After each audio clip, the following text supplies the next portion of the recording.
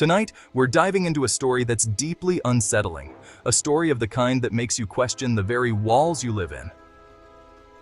A tale of a house just like yours, sitting quietly in a regular suburban neighborhood. But sometimes, things aren't as quiet as they seem. This is the story of Greywater House.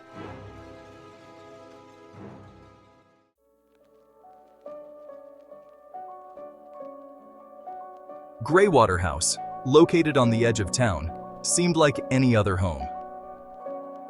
A modest two-story, white picket fence, freshly cut grass, and well-tended flower beds. It was a normal house, nothing out of the ordinary. That's exactly why it sold so fast. A young couple, Ben and Jess, saw the house and immediately fell in love. They were like any of us, working 9-to-5 jobs, trying to carve out a peaceful life in the middle of the chaos that the world throws at us. The kind of couple you'd pass in the supermarket or wave to at the local park. But Greywater House wasn't exactly a peaceful house.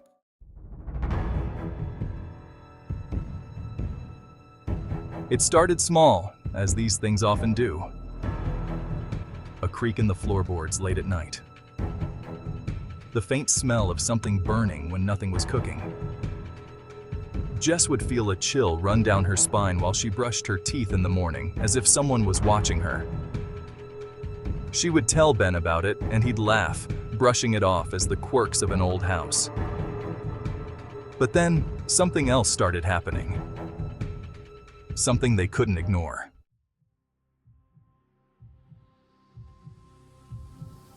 One evening, Ben was home alone, while Jess was at work.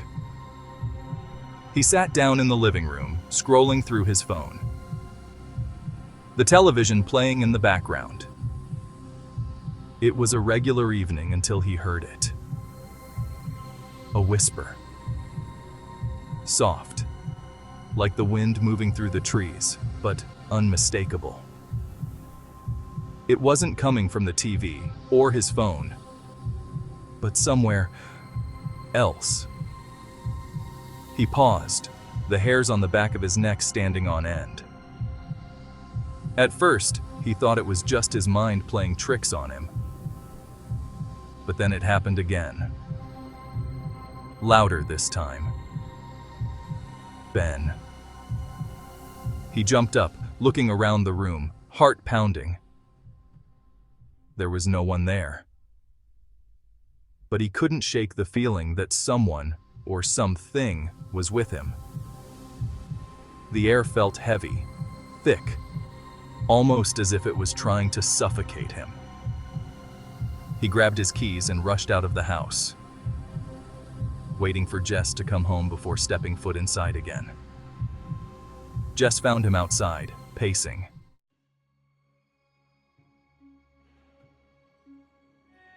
When he told her what happened, she wasn't as surprised as he thought she'd be. Jess had her own experiences in the house, things she hadn't shared, afraid Ben would think she was being paranoid. At night, she'd hear footsteps coming from upstairs.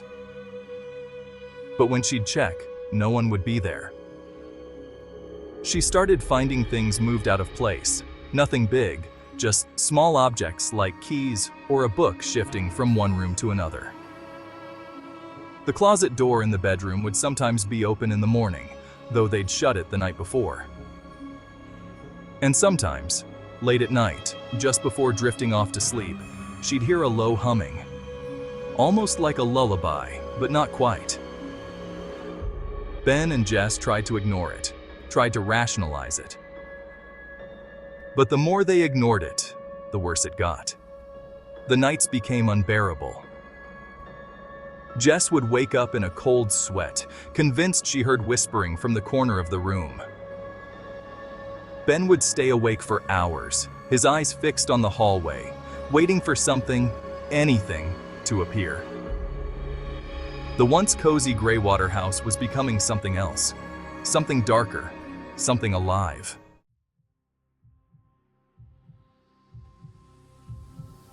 Then came the night when everything changed.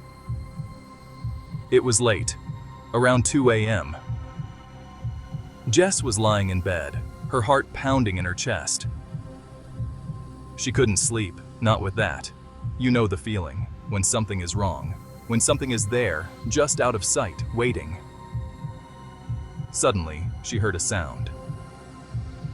A scratching sound like nails on wood. She sat up, her eyes scanning the dark room. And that's when she saw it. In the corner of the room, near the closet, was a figure.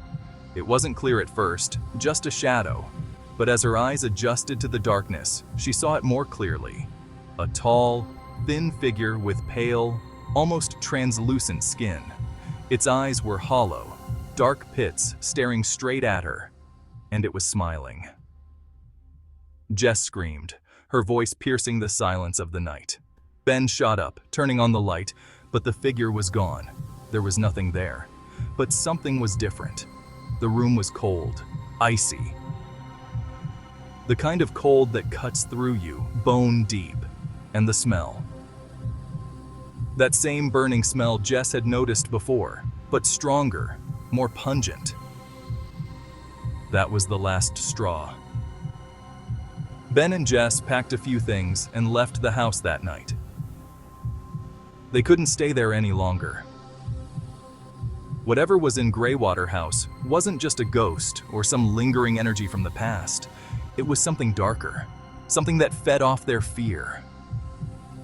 Something that wanted them gone, or worse, trapped inside the house forever.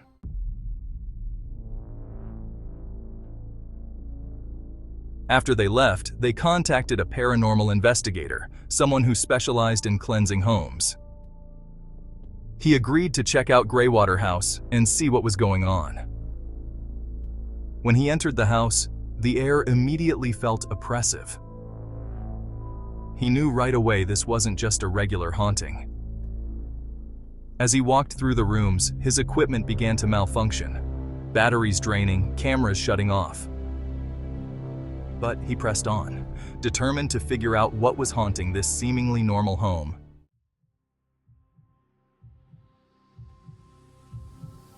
In the basement, he found something strange. Tucked away in the far corner, behind some old furniture, was a small door, one that neither Ben nor Jess had noticed before. It was old, almost rotted through, with strange symbols carved into the wood. When the investigator opened the door, the smell hit him first, strong, acrid, like burnt flesh. Inside was a tiny, hidden room. The walls were covered in old, faded symbols, and in the center of the room was a circle of blackened candles. Something terrible had happened in that room. Something dark. The investigator quickly realized that Greywater House wasn't just haunted.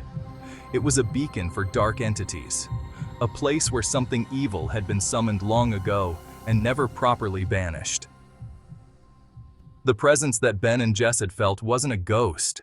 It was something much worse, something ancient and malevolent.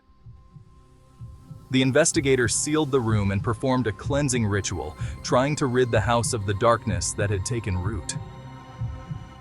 But he warned Ben and Jess that the house would never truly be free. The darkness was tied to it, woven into its very foundation. It might be quiet for a time, but it would always return.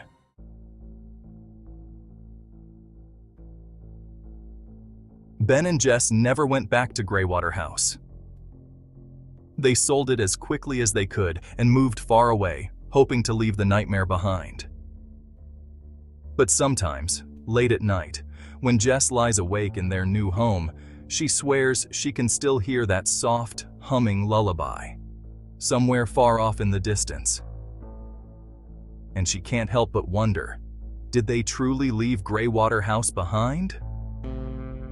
Or has something followed them? Because you see, houses aren't always just houses. And the things that live in them, well, they don't always like to be left alone.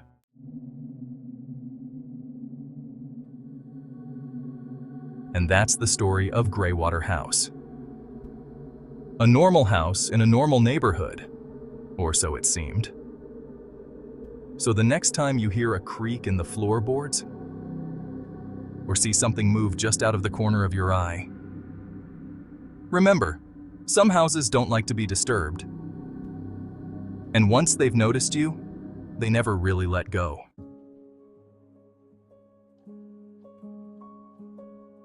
If you enjoyed tonight's story and want more tales of the paranormal, don't forget to hit that subscribe button and turn on notifications so you never miss a moment of terror. Also, let us know in the comments, what's the scariest thing that's ever happened to you in your own home? Have you ever experienced something that just couldn't be explained?